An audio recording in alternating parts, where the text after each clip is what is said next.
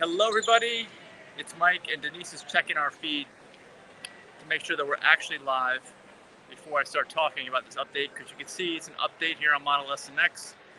There's a lot that we don't know, a lot of controversy right now, and we want to get to the bottom of it as soon as possible. So she's checking just to make sure we're live. Yeah, you got to refresh it, or you can open up another page. You got to actually refresh, load it up again as new. Keep going. There we go. Did you hear any sound on me? All right, I'm on here. I know I'm on here. She's gonna check for sound. Okay, we got sound. Okay, so Denise is gonna go shopping. Let's start talking. Anyway, it is what, August 9th, August 10th, something like that, 2021, and Tesla Model S and X is the subject of this video. As you guys may or may not know, there have been 0 Tesla Model X's. I don't know what Denise is doing there. 0 Tesla Model X's delivered in 2021. We know that. There have been a few Tesla Model S's delivered, and they were incredibly delayed. They didn't actually start delivery till June, I think it was, when they did when Elon did the launch online, and they have been trickling out ever since. And there's been a lot of speculation and different amounts of controversy as to what's going on. Tesla is kind of saying, I'm sorry, but they're not giving many details.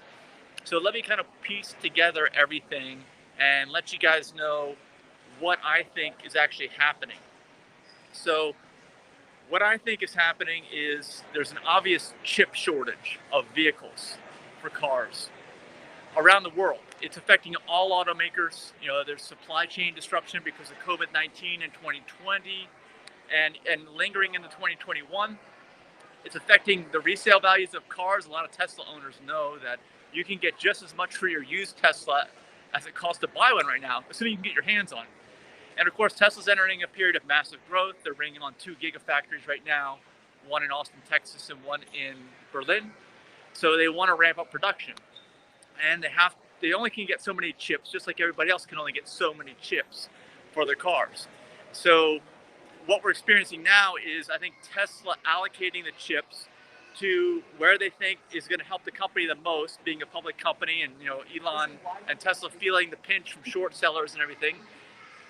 If Tesla really pushed their Model S and X forward right now, it might hurt because they are hiring cars, but whether they're making more money on them or not, we don't even know. They may be making less. And of course, there's issues with S and X, which I'll get into here in the video as well, that I've experienced, and I am going through it right now and actually have an update because of the front shutter driveline vibration issue in Model S and X.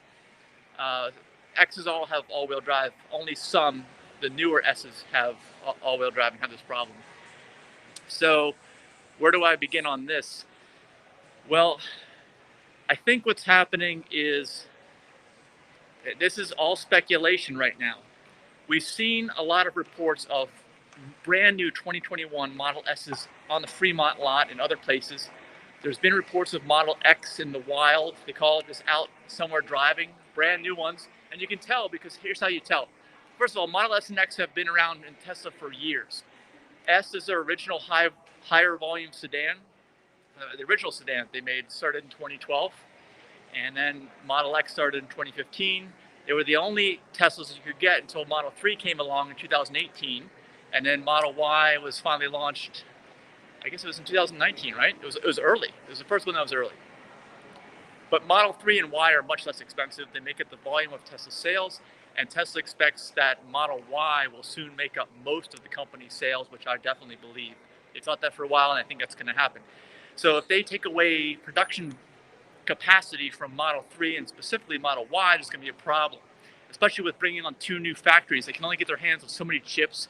This is, of course, one of the reasons, like I said, that used car prices are inflated right now, not only for Tesla, but for all cars right now. It's a good time to sell a used car, but it's hard to get your hands on one. So part of the problem with Tesla Model S is even Model S that is being delivered right now, people are upset with Tesla because they're not getting their cars, and they keep getting the dates pushed back, even though the launch has actually happened. You figure, well, the launch has happened, it's going to lock in the date that they're going to actually get their car, but that is not the case.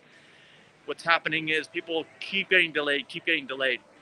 So the speculation is, what people think is happening is Tesla's got to use all the chips that they can get, the low-cost chips, the ones that are more widely available for their higher line cars, Model 3 and Model Y. And they probably were using similar chips for S and X, but probably what they're having to do is pivot and take what they can get in terms of chips and make them work with the software. And I think that they're probably having problems with the software. Now, we do know that there was a battery fire on Model S, one of the Model S's recently, the Plaid, which is the high-end performance model. And it may have been related to this, maybe not. I know that Elon said that they had a lot of engineering difficulties or challenges when they were developing this, because they actually have a smaller size battery pack, slightly smaller. It was 103 kilowatt actual capacity. Now I think it's like 97. It went down. But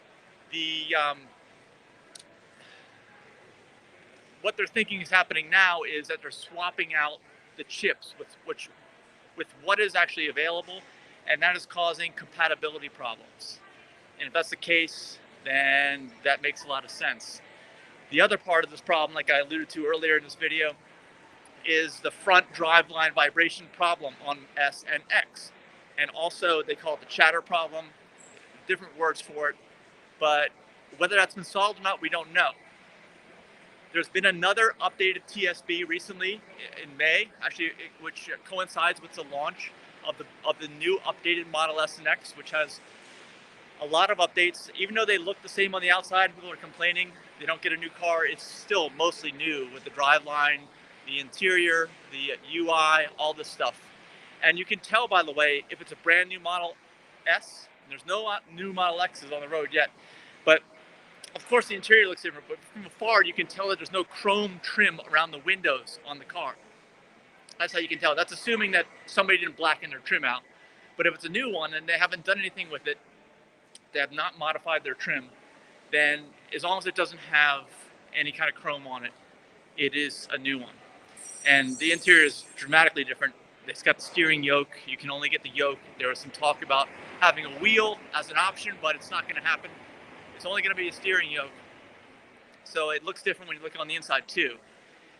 But they have new parts, for this TSB, because there's been an ongoing problem with the driveline vibration. I've got videos on that explaining it. Long story short is, S was originally a rear-wheel drive only platform, but they modified the front-wheel drive. They had to lift the motor up in the front because it wasn't designed from the get-go to be an all-wheel drive car. And then, of course, they based the Model X off of the Model S chassis, which suffers even worse of a problem because it's jacked up, it's higher in the air.